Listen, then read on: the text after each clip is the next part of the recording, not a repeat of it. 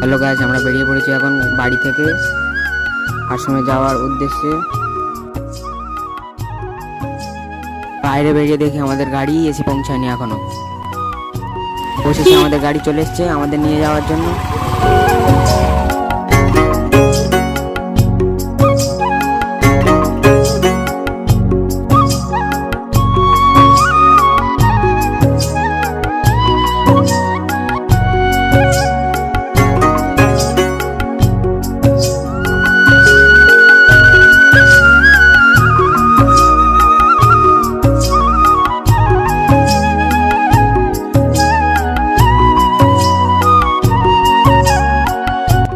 দেখতে পাচ্ছ এই যে লাল পোল,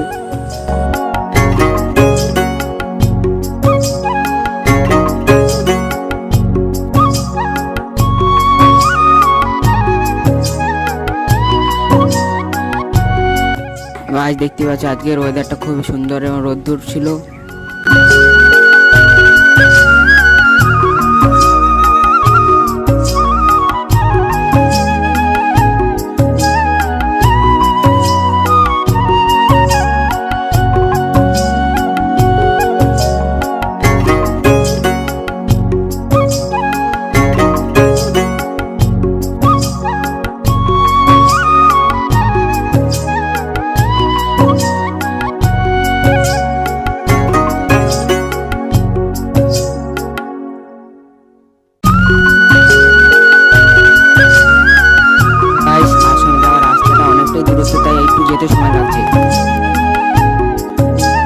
এখান থেকে আশ্রমে যাওয়ার রাস্তাটা শুরু হচ্ছে, কিন্তু এটা আশ্রমে যাওয়ার পেছন দিকের রাস্তা।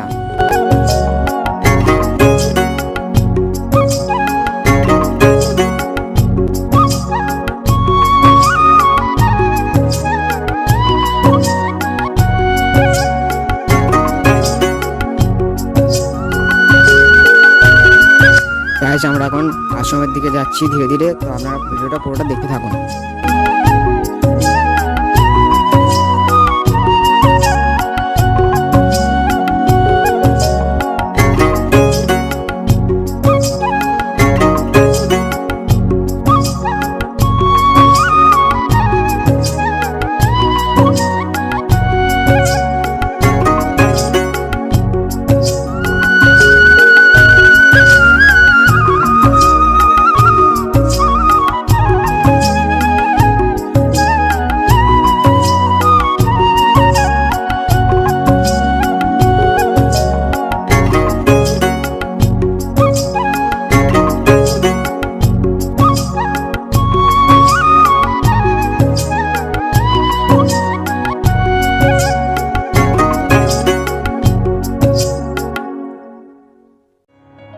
গাড়ি আর কিছুটা গেলেই আমরা আশ্রমে পৌঁছে যাবো।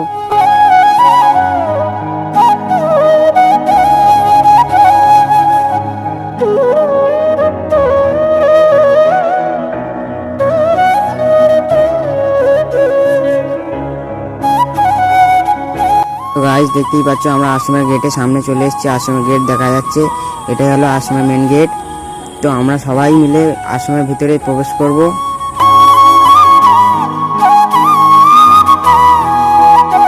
দেখতে পাচ্ছ গাইস, আমরা আশ্রমের ভিতর প্রবেশ করেছি। আর এখানে সারা দিন গান বাজনা হয়, হরিনাম।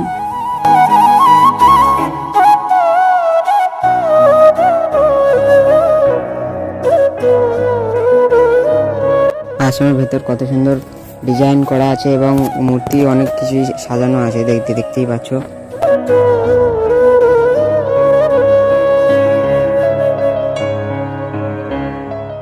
এখানে আমার কোনো বন্ধু আসেনি, এটা আমি আমার পরিবারের সঙ্গে এসেছি। এখানে একটাই প্রবলেম হয়ে গেল, আমরা যখন এসেছি তখনই মেন ঠাকুরের গেটটা বন্ধ ছিল।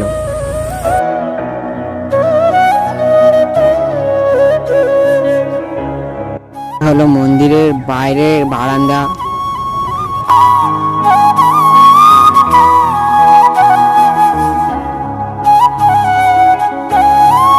গাইস দেখতেই পাচ্ছি সামনে শিব দুর্গার একটা মূর্তি বসানো আছে এবং এখানে আর একটি মূর্তি হলেন মেন ভক্ত। এই কাঠের গৌরীদারকে এনে সেই কাঠের গৌরীদারের মধ্যে প্রাণ দিয়েছিলেন এবং এক রাত ওখানে কীর্তন করেছিলেন। আমরা এখন যাচ্ছি আশ্রমের পাশে নতুন একটি আশ্রম তৈরি হচ্ছে, তো সেখানে যাচ্ছি। তো আপনারা ভিডিওটা পুরোপুরি দেখতে থাকুন, ভালো লাগবে।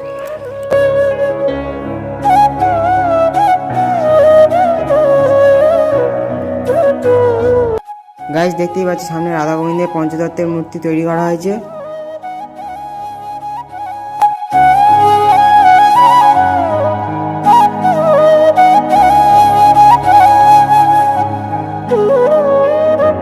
আপনারা দেখতেই পাচ্ছেন মন্দিরটি এখনো পুরোপুরিভাবে তৈরি হয়নি, অনেক কাজ বাকি আছে, তাও আপনাদের দেখানোর চেষ্টা করছি। পুরোপুরি দেখতে থাকুন, ভিডিওটা ভালো লাগবে। দেখতে পাচ্ছেন গাইস বাইরে এবং ভেতরে সব জায়গাতে মূর্তি বসানো আছে এবং ভেতরে একটি রাধা কৃষ্ণের মূর্তি দেখতে পাচ্ছ, কত সুন্দর একটি মূর্তি। যদিও মন্দিরগুলি এখনো পুরোপুরিভাবে সাজানো বা তৈরি করা হয়নি, তবুও কত সুন্দর দেখতে লাগছে। তো আরও ভিতরে অনেক কাজ বাকি আছে, তো আপনাদের সব জায়গাটা ঘুরে ঘুরে দেখাবো, ভিডিওটা পুরোপুরি দেখতে থাকুন।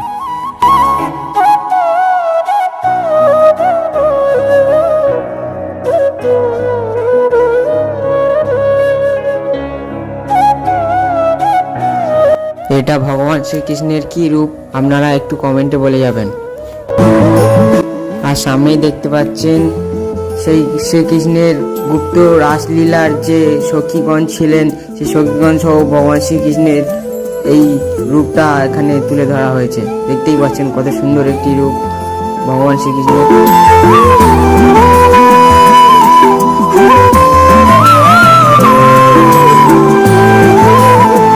যে মূর্তিটা করা আছে, এই মূর্তির রূপটার নাম কি আপনারা একটু বলে যাবেন কমেন্টে।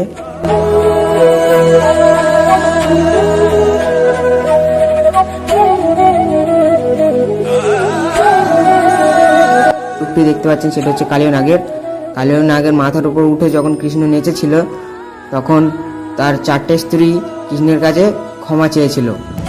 এটি হলো নৌকা বিলাস, রাধা সহ গোপীদের নিয়ে যমুনা নদী পার করেছিলেন শ্রীকৃষ্ণ। আর সামনে যেটা দেখতে পাচ্ছেন সেটা হলো শ্বেত ইঁদুর, খুবই কম দেখতে পাওয়া যায়।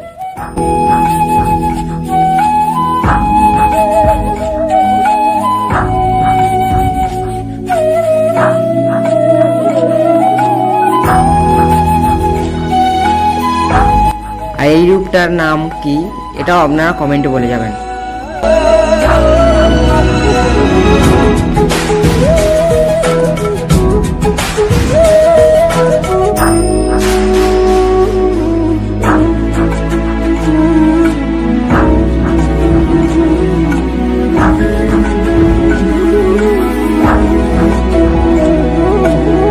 রয়েছে কৃষ্ণের নানা ধরনের রূপ, তা তিনি ধরেছিলেন, সেই রূপগুলি এখানে তুলে ধরা হয়েছে। দেখতেই পাবেন নানান ধরনের রূপ এখানে তুলে ধরেছে। যদিও এখানকার কাজ পুরোপুরি সম্পূর্ণ হয়নি, তবুও আপনাদের এখানে এসে দেখানোর চেষ্টা করছি। আপনারা চাইলে পরে এসে এখানে যখন কাজ পুরোপুরি কমপ্লিট হয়ে যাবে তখন আপনারা এসে ঘুরে যেতে পারেন।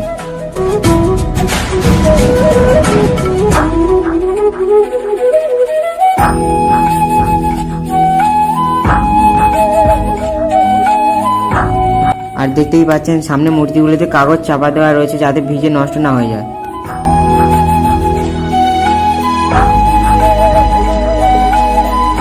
এটা হলো সেই রূপ যখন মা যশোদা কৃষ্ণকে বেঁধে দিয়েছিলেন। আর আপনারা এখানে কৃষ্ণের নানান ধরনের রূপ দর্শন করতে পারবেন।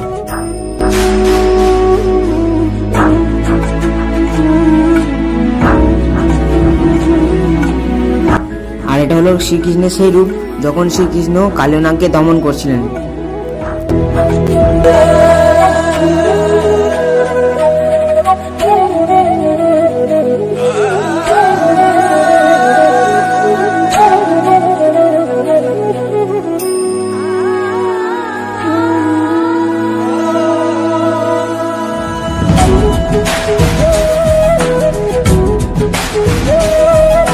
হলো বসুদেব যখন কৃষ্ণকে নদী পার করে নিয়ে যাচ্ছিলেন, তখন বৃষ্টি আসায় বাসুকী নাগ তার মাথায় ছাতা হয়ে দাঁড়িয়েছিলেন।